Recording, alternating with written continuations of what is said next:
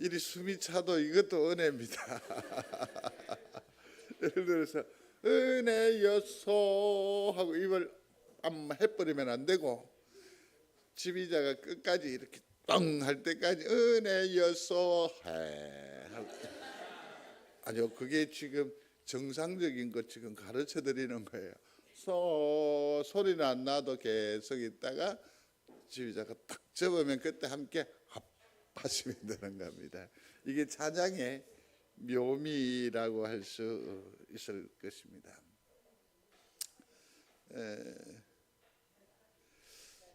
이름자를 새겨 봤었습니다. 한 주간 동안 이 그림을 어떻게 움직이게 할 수 있을까, 또 이름을 어떻게 돋보이게 할 수 있을까 무척 고심을 많이 했었더랬습니다. 주보에 표기를 해 두었습니다.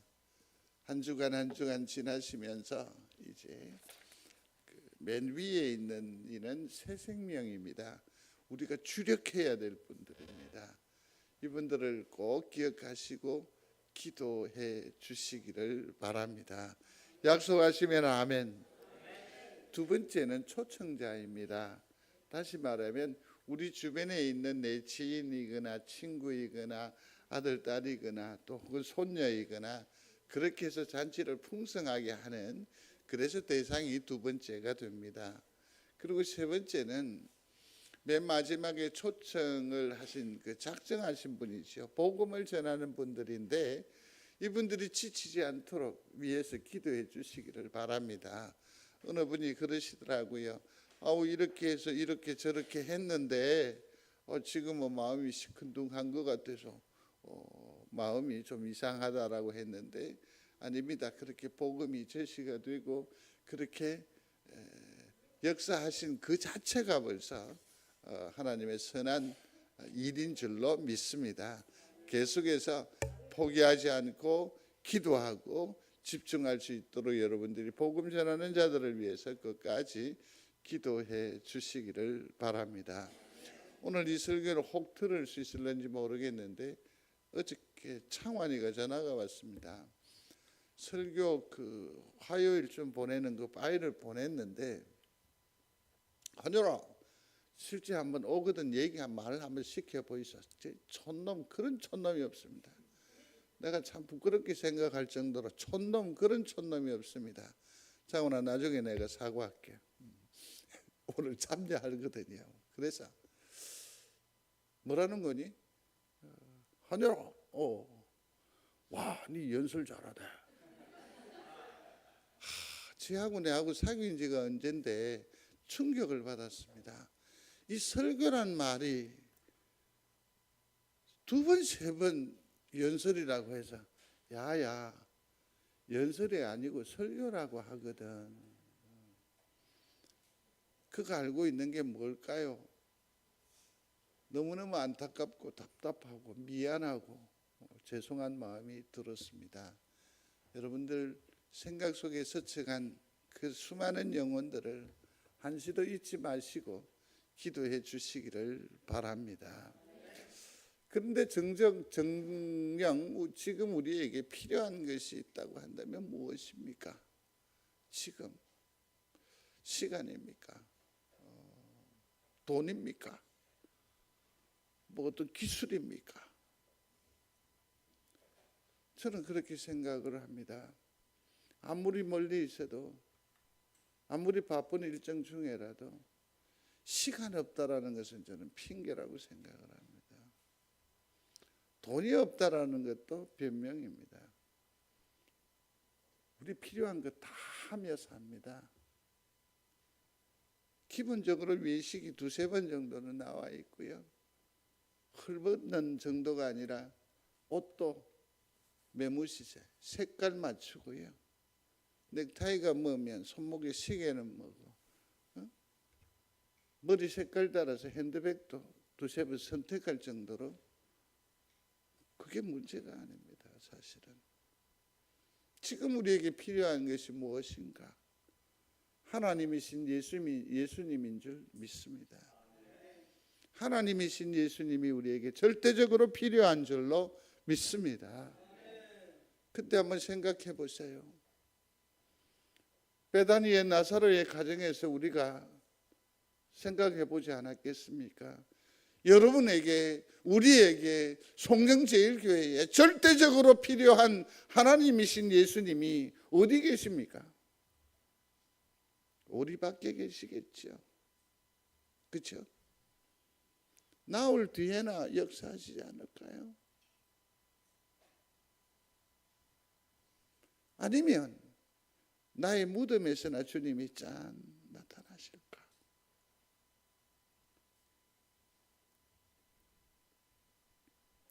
사랑하는 성도 여러분, 사도 바울은 주님이 그렇게 멀리 계시지 않다고, 주님은 내 곁에 계신다고. 디모데후서 4장 오늘 함께 봉독한 말씀의 요지가 그겁니다. 멀리 계시지 않는다고, 주님은 내 곁에 계신다고요. 이를 믿는 우리 성도들이 되시기를 중심으로 소원합니다. 고린도에서 예루살렘을 거쳐 로마로까지의 그 사도 바울의 신앙 여정 가운데에 사도 바울이 헐떡거리고 가다가 돌아보면서 주님이 여기 계셨네요. 주님이 내 곁에 계셨네요. 계속해서 이 고백을 드러내고 있습니다. 성도 여러분, 주님이 내 곁에 계심을 발견하는 영광과 은혜가 있게 되기를 주의 이름으로 축원합니다. 삶의 공고한 자리에 야곱이 처하게 되지를 않았습니까?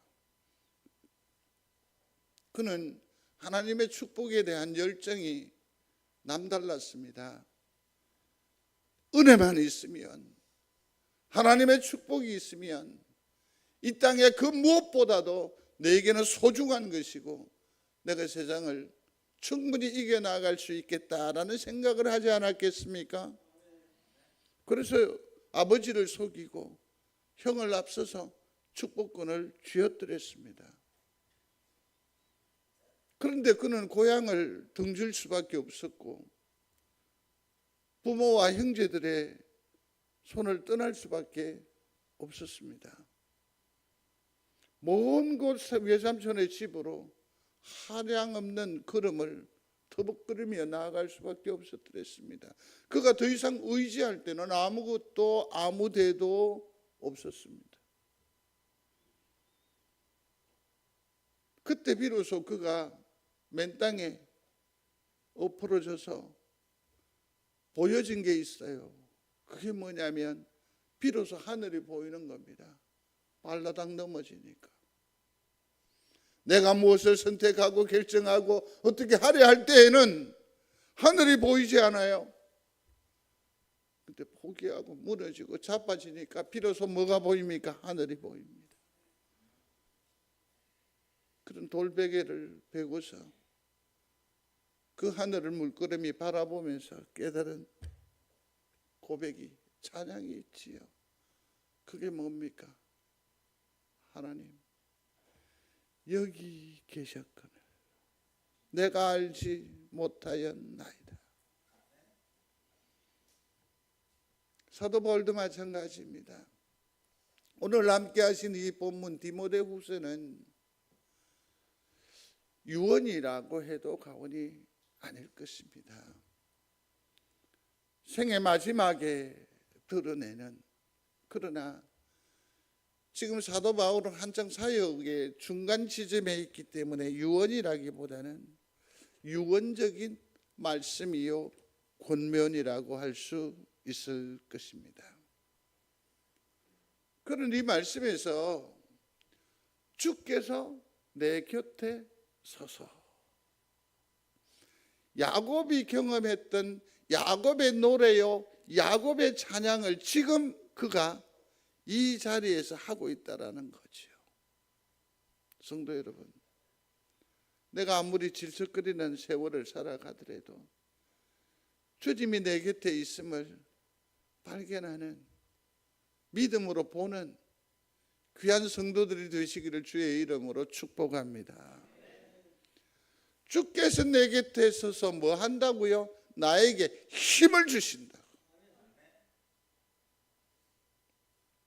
내 곁에 계시는 주님이 내게 주시는 힘으로 말미암아 오늘도 끄뜰한 세상살이가 되시기를 바랍니다. 거기에 보면 큰 짐을 받았다고, 건져내셨다고, 고비마다 누가 역사하셨다고요? 하나님께서 나를 지켜주셨다고, 나를 붙드셨다고, 역사하셨다고. 이것이 우리 성도들의 노래요, 고백이요, 찬양이 되어지기를 바랍니다.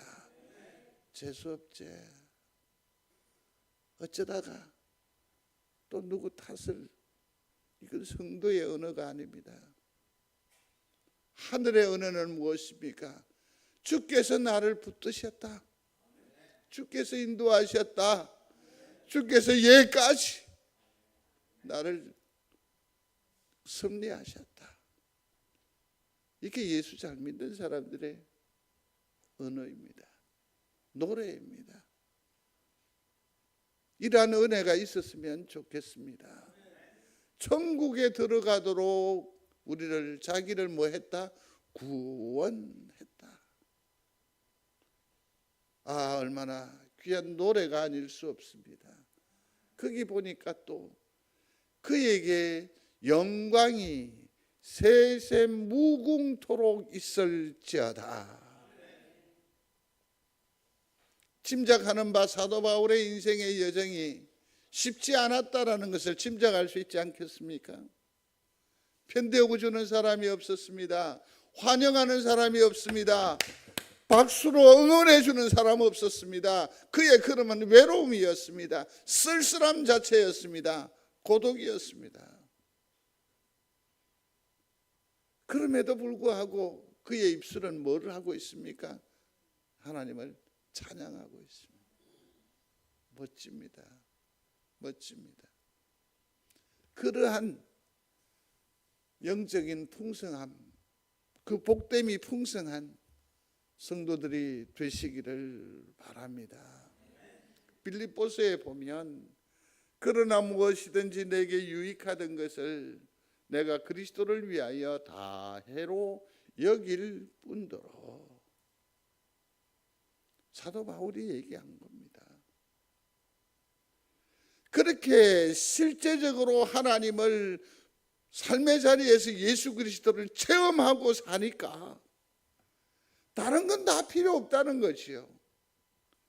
그가 가지고 있는 지식적인 어떤 그 풍성함, 긴 가방권, 사도 바울은 부자였어요. 돈, 권력, 엘리트 의식 다 필요 없다고요. 다 해로 여겼다. 실질적으로 꿈틀대는 살아 역사하시는 예수 그리스도를 체험하게 되면 그 모든 것의 가치는 다 내려놓을 수 있고 예수님만 붙들 수 있어요. 우리가 성품적으로 못 부리고 못 내려놓고 포기 못하는 게 아니라니까요. 왜 못하느냐고요? 살아 역사하시는 꿈틀거리는 그 하나님을 만나지 못했기 때문이에요. 우리는 하나님을 머리로만 알아요. 경험으로만 알아요. 세월로만 알아요. 살아계신 주님을, 내 곁에 계시는 주님을 만나는 영광의 영적 진보가 있게 되기를 바랍니다. 저는 이 말씀을 참 좋아라 합니다. 같이 한번 읽겠습니다. 이는 사람으로 혹 하나님을 더듬어 찾아 발견하려 하심이로다. 그는 우리 각 사람에게서 멀리 계시지 아니하도다. 아멘. 보세요. 여기서 하나님을 더더머 찾아 발견이라고 했습니다. 그렇다고 한다면 지금 이 말씀을 받는 그 어떤 이의 처지는 캄캄할 가능성이 있습니다. 매우 지쳐 있었을 거예요. 오리무중이에요. 왜 그런 환경을 주셨느냐? 원망합니다. 불평하지 않습니다. 그러나 하나님은 뭐를 말합니까? 그러한 가운데에서 뭘 발견하기를 원하신다고요? 하나님을요. 지금 내 삶의 처지가 공고하십니까? 외롭습니까? 지금이 하나님을 만날, 더더머 찾아 발견하는 내 곁에 계신 주님을 만날 찬스가 됨을 아시기를 바랍니다. 그래서 우리 인생의 종국에는 그렇게 고백할 수 있었으면 좋겠습니다. 예수님께서 나를 인도하셨습니다. 제가 가끔 흥얼거리는 건데, 내 인생 여정 끝내고 강 건너 언덕 이를 때 하늘 문 향해 말하리. 뭐라고요? 예수 인도하셨네. 또 고백할 수 있어요. 이 가시밭길 인생을 허덕이면서 갈 때에 시험과 환난 많으나 어떻게 해요? 예수 인도하셨네. 이 고백, 이 노래가 성도들의 행진가가 되시기를 바랍니다. 먼저 생각할 것은 고린도 지방에서 그가 주님을 만나게 됩니다. 그는 사실은 계속해서 아시아에서 사역하기를 원했습니다. 이 지역은 캄캄했고 억압받는 사회였습니다. 아무도 자기를 헤아려 주지 아니하는 그야말로 소외된 그러한 변방의 삶을 살아갈 수밖에 없었던 그에게 사도 바울은 하늘의 문을 열어주었습니다. 그래서 예수를 보게 했고 예수를 믿게 했고 급기야는 그들의 공동체가 교회가 되게 했다는 거죠.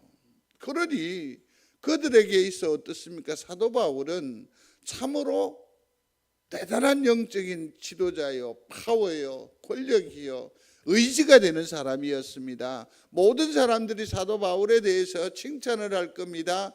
또 존중하게 될 것입니다. 그러니 사역이 매우 안정적이었다라고 볼 수 있습니다. 그러나 환상을 보게 되는데 사도행전 16장에 보면 마게도냐 사람이 손짓을 하게 됩니다. 그래서 그 성령의 인도하심을 따라서 마게도냐 곧 고린도 지방으로 온 것입니다. 내가 선택해서 온 것이 아닙니다. 나는 여기라니까요. 그러나 성령께서 인도하셔서 여기에 당도했었습니다. 여기에. 그런데 그때 형편을 고린도후서 7장 5절에 말합니다.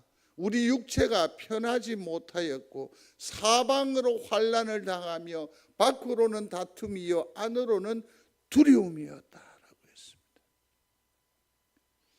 성령의 인도를 따라서 이곳에 임하여 왔는데 순탄한 걸음이 아니라 순적한 이 역사가 아니라 온통 반대합니다. 시비합니다. 분노합니다. 그러니 사도 바울이 얼마나 혼돈스럽겠습니까? 얼마나 혼돈스럽겠습니까? 육체가 편하지 못하고 사방으로 환난을 당하고 밖으로는 다툼이요 안에는 두려움이라고. 그런데 이 모든 일들을 감당하는 사람들이 유대인들이라는 것 아닙니까? 더욱더 마음 상하죠. 속 상하죠. 알법한 사람인데 동족이잖아. 좀 더 접근하면 형제잖아. 그럼에도 불구하고 복음을 전하는 사도 바울의 대적자가 되었다라고 했습니다. 그래서 그것이 사도 바울 속에는 두려움으로 트라우마가 되었다. 사도행전 18장으로 넘어가면 그때 사도 바울이 받았던 그 충격이 얼마나 대단했냐 하면 같이 읽어봅니다. 그들이 대적하여 비방하거늘 바울 옷을 털면서 이르되 너희 피가 너희 머리로 돌아갈 것이요 이후에는 이방인에게로 가리라. 아멘. 털면서 나는 깨끗하다 이 사람아. 당신들이 생각하는 그런 이상한 생각을 가진 사람이 아니란 말이야. 그러면서 그는 등을 돌려 나아가게 됩니다. 물론 여기에서 우리는 하나님의 섭리를 발견할 수 있지요. 이러지 않으면 성도 여러분, 순종이라는 것이 참 쉽지 않습니다. 맨 처음에 사도 바울이 다메섹 도상에서 주님을 만났을 때 주님께서 그에게 주신 사명이 뭡니까? 이방인을 위한 뭐라고요? 그릇이라고 했거든요. 근데 여기에 따뜻한 환대가 있고 여기에는 사역의 기쁨도 있고 여기는 대우가 있는데 생면부지 낯선 곳 지옥의 때를 깜빡게 될 그런 가치로밖에 생각지 않는 이방인을 향해서 가기가 쉽겠어요? 우리는 하나님 앞에 순종을 너무 쉽게 얘기합니다. 특별히 나는 순종 안 하면서 꼭 누구에게는 순종을 강요하지요. 강요하지요. 집안에서도 어떤 분이 다투면서 그랬다고. 니는 권사 아이가 와 기도 안 하노? 허리가 아파 죽겠는데. 강요하지요. 사도 바울도 마찬가지입니다. 위대한 믿음의 선각자임에도 불구하고 하나님께서 이렇게 하지 않으면 안 되는 순종, 그렇게 해서 이방인 사역으로 나아갈 정도로 고린도 지방에서 이 사도 바울은 매우 공고한 처지에 있었습니다. 여기서 우리는 하나님을 발견하게 됩니다. 위로하시는 주님을 보게 돼요. 사도행전 18장에 보면 첫 번째로는 그렇습니다. 사실은 우리가 피하고 싶고 내려놓고픈 그런 사역의 일상이 있습니다. 일상과 사역이 있습니다. 여러분 어떻습니까? 힘있게 재미있습니까? 어떤 때는 좀 쉬고 싶고 좀 내려놓고 싶어요. 내려놓고 싶어요. 제가 여기 21년째 사역인데 안식년이 세 번째입니다.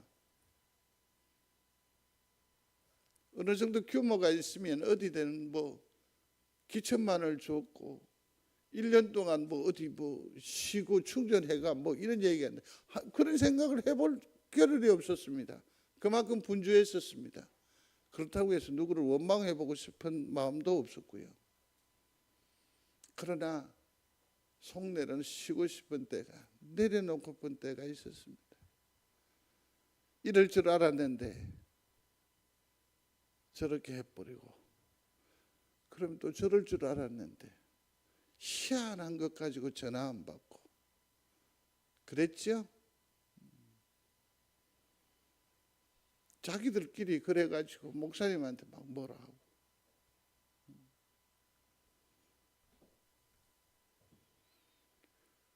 예수님도 마찬가지입니다. 아버지여 이 잔을 지나가게 하옵소서. 지나가게 하옵소서. 사도 바울의 처지가 꼭 그와 같았을 것입니다. 그러한 사도 바울을 어떻게 하나님께서 다루시느냐 하면 첫 번째로는 말씀입니다. 소리하십시오. 말씀. 우리가 다시 일어날 수 있고 회복할 수 있고 사명을 지속적으로 붙들 수 있는 것은 말씀밖에 없음을 믿으시기를 바랍니다. 말씀으로 돌아가야 됩니다. 5절에 바울이 하나님의 말씀에 붙잡혀 흔들리는 사도 바울을 말씀이 붙들어주는 거죠. 저는 그런 고백을 듣기를 원합니다. 주님은 더욱 듣기를 원하실 겁니다. 내가 이러저러 했는데요, 주님. 목사님이 기도해 주어서 머리가 맑겠습니다. 그런 소리는 듣기도 싫습니다. 복잡했는데요, 주님께서 말씀으로 나를 회복시켜 주셨습니다.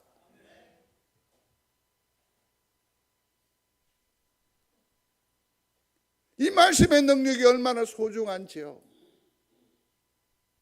그래서 단순한 묵상이라기보다 온갖 생각들을 다 동원하는 거예요. 말씀이 우리의 능력이요, 말씀이 우리의 해답이 됨을 믿는 여러분들이 되시기를 바랍니다. 사도 바울은 말씀에 붙잡혔어요. 말씀을 통해서 환상을 본다라는 것 아닙니까? 말씀이 내게 임하니까 바울이거든, 그 어떤 위력자든지 힘 있는 사람이라든지 정치적으로 다른 어떤 생각을 가지고 있더라도 전혀 떨지 않고 나아갈 수 있어요. 무엇을 붙잡았기 때문에? 말씀을 붙잡았기 때문에.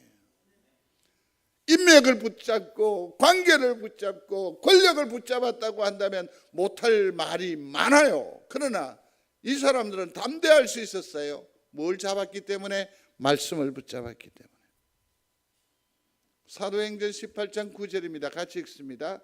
밤에 주께서 환상 가운데 바울에게 말씀하시되 두려워하지 말며 침묵하지 말고 말하라. 내가 너와 함께 있으며 모든 어떤 사람도 너를 대적하여 해롭게 할 자가 없을 것이요 이는 이 성 중에 내 백성이 많음이라 하시니라. 아멘. 주님이 뭐라고 얘기합니까? 당신이 주신 그 말씀을 말하라는 겁니다.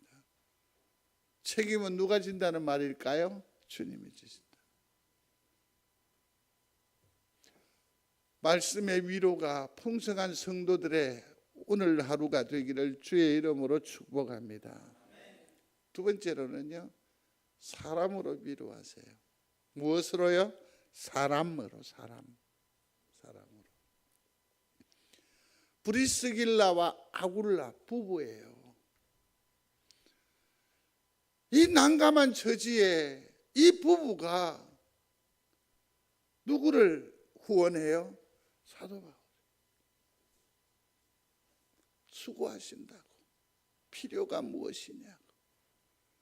자기를 들대지 않습니다. 그러면서 묵묵히 스폰서가 되고 힘이 되어주고 능력이 되어주고 알아주는 것이죠. 성도 여러분, 신앙의 여정을 지나는 동안 주의 사람으로 말미암아 위로함을 누려 사시게 되기를 축복합니다. 제일 큰 복이 뭡니까? 오복, 치아, 기 이런 것보다 사람 복인 줄로 압니다. 그것도 하나님이 주시는 사람. 감옥에까지 함께 갔던 신라 아닙니까? 그 험난한 여행, 동고동락을 같이 했던 신라가 이 위험천만한데 다시 그에게 와서 사도 바울을 붙들어 줍니다. 내 아들, 내 늙음하게 유일하게 의지할 한 사람이 누구였습니까? 디모데였잖아요. 그가 이 난감한 세월에 누구를? 사도 바울을 어깨동무하고 있습니다. 보듬고 있습니다.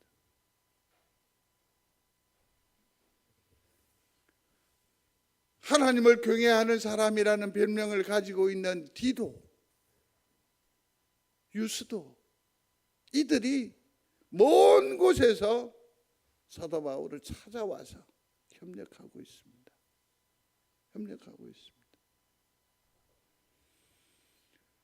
회당장이니까 이방 사람이 아니겠습니까? 이방 사람이 나타나서 누구를? 사도 바울을 편대어 줍니다. 편대어 줍니다. 성도 여러분, 우리 인생 여정에 말씀으로 위로하시고 사람으로 위로하시는 이 축복이 여러분들에게도 가득하시기를 소원합니다. 그렇게 위로하십니다. 또 하루는 예루살렘 공회에 그가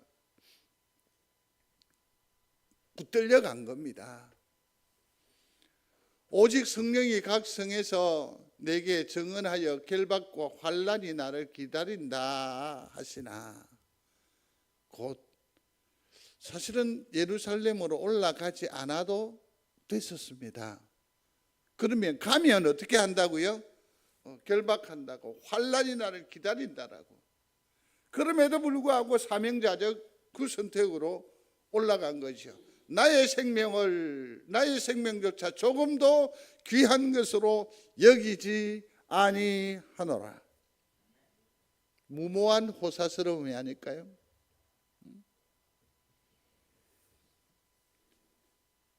딸들이, 예언하는 딸들이 예루살렘에서 이방인의 손에 넘겨질 것이니까 가지 말라고. 요즘으로 치면 박수무당이 그렇게 말렸습니다. 예수를 위하여 결박받을 뿐 아니라 예루살렘에서 죽을 것도 각오했다. 올라가죠. 성도 여러분, 사명자는 사명으로 먹고 사명으로 죽는 줄 압니다. 이게 진정한 사역자들의 모습이죠. 그래서 그 공회 앞에 한가운데 선 것 아닙니까? 얼마나 떨렸겠어요. 얼마나 떨렸어요. 그러나 결국은 어떻게 됩니까? 그는 감옥에 갇히게 됩니다. 대제사장 아나니아 그리고 사두개인들, 서기관들이 그를 모함을 했기 때문에 감옥에 들게 됩니다. 이쯤 되면 사람들은 불평하게 됩니다. 성도 여러분, 이 말은 어떨까요? 간섭이라는 말과 섭리란 말이 있습니다. 하나님께서 우리에게 간섭하여 주시기를 원하시면 아멘. 근데 여기서 간섭이라는 용어 이 자체가 우리에게 어감이 좀 그렇죠? 그러면 말을 조금 부드럽게 해가지고 하나님께서 내 삶을 섭리하여 주시기를 원합니다. 자, 간섭을 선택할까요? 섭리를 선택할까요? 섭리를 선택할까요?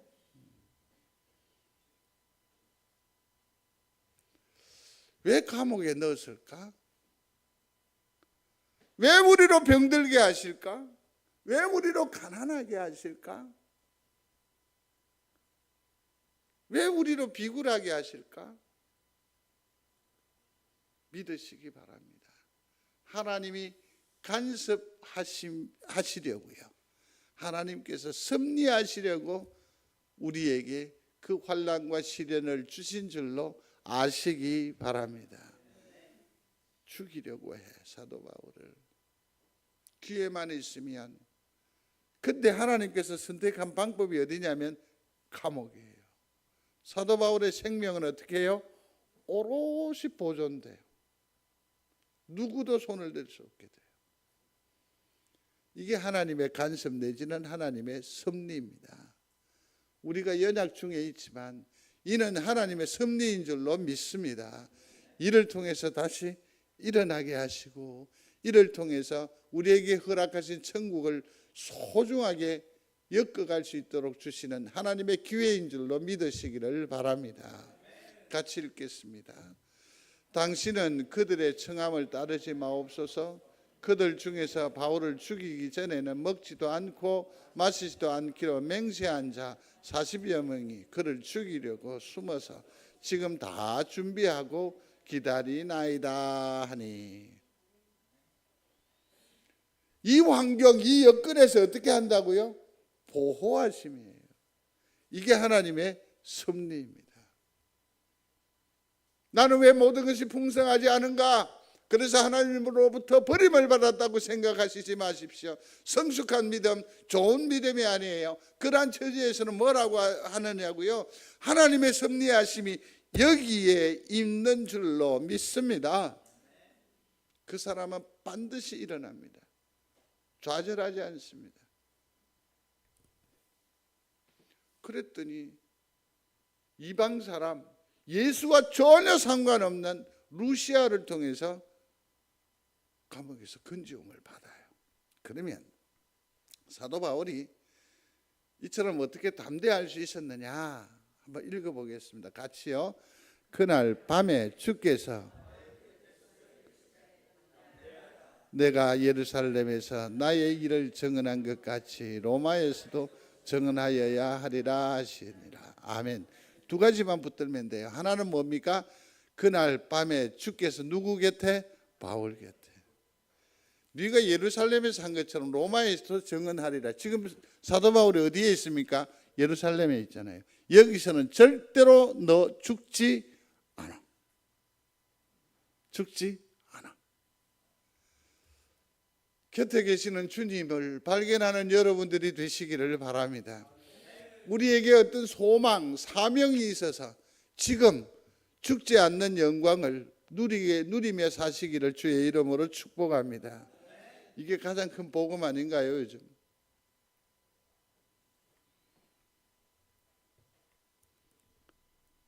그가 이제 로마로 호송되어져 갑니다. 유라굴로라고 하는 엄청난 폭풍을 맞이하게 됩니다. 풍랑 가운데에서 270여 명의 생명을 자기가 쥐고 있잖아요. 배가 다 깨어집니다. 모든 것을 다 집어던져야 합니다. 포기했었습니다. 근데 그 사람들을 안심시키면서 하는 말입니다. 같이 읽겠습니다. 내가 속한 바 곧 내가 섬기는 하나님의 사자가 어젯밤에 내 곁에 서서 말하되 바울아 두려워하지 말라. 내가 가이사 앞에 서야 하겠고 또 하나님께서 나와 함께 항해하는 자를 다 네게 주셨다 하셨으니 그러므로 여러분이여 안심하라. 나는 내게 말씀하신 그대로 되리라고 하나님을 믿노라. 아멘. 이 지경에서 어떻게 이렇게 말할 수 있어요? 어젯밤에 내 곁에 계신 주님이 내게 주신 말씀이에요. 확신이에요. 그걸 믿는 믿음으로 실제 열매로 맺는 거죠.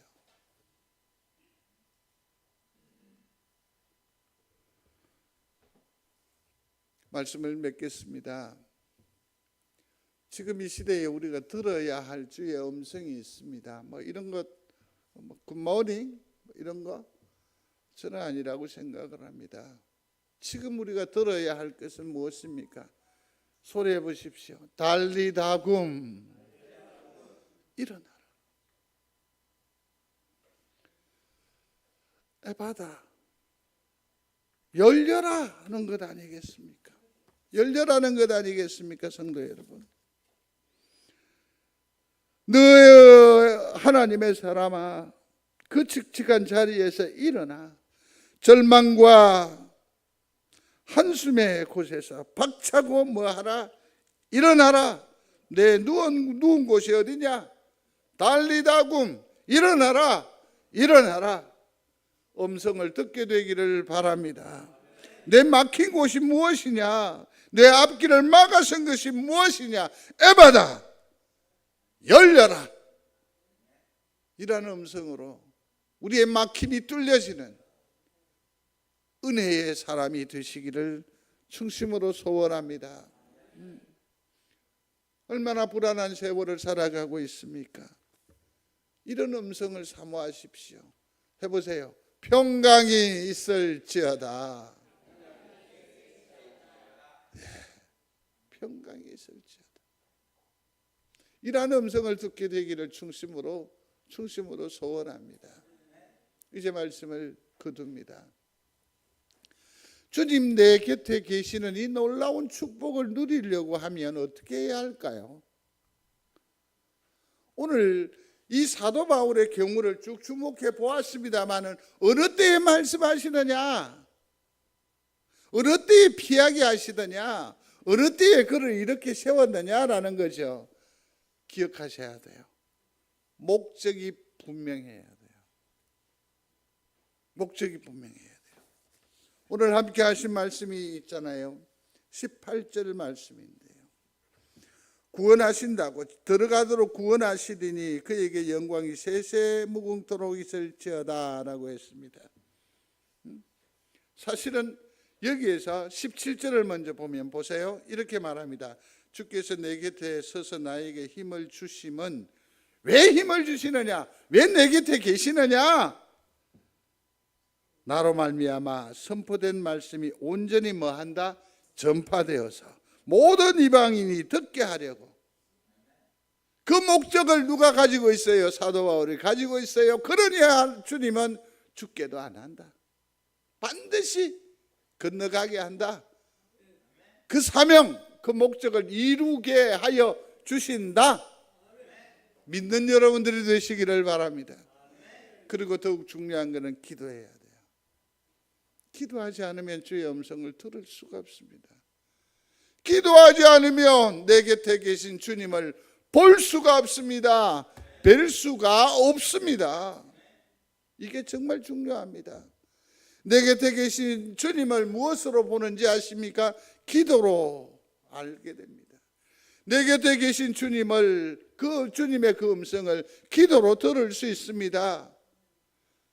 기도함으로 사람을 얻을 수 있습니다. 사람을 얻을 수 있습니다. 성도 여러분, 주님 내 곁에 서서 기도하실 때에 주께서 나와 함께 하심을 믿게 하여 주옵소서. 내 곁에서 들려주시는 주의 음성을 듣게 하여 주옵소서. 그러므로 나로 담대하게 하여 주옵소서. 이처럼 기도하는 한 주간 되시어서 저마다의 삶의 자리에서 승리하는 우리 귀한 믿음의 권속들이 다 되시기를 주의 이름으로 축복합니다. 기도합니다. 주님 내 곁에 계심을 믿습니다. 이제 말씀하옵소서. 내가 주의 말씀을 따르리이다. 그러므로 나를 통하여 우리의 이웃을 구원해내는 하나님의 선한 역사가 조만간 이루어질 줄로 믿습니다. 한 주간 내내 내 곁에 계셔 주옵소서. 예수님 이름으로 기도드리옵나이다. 아멘. 이 시간에는 교회 소식 전하겠습니다.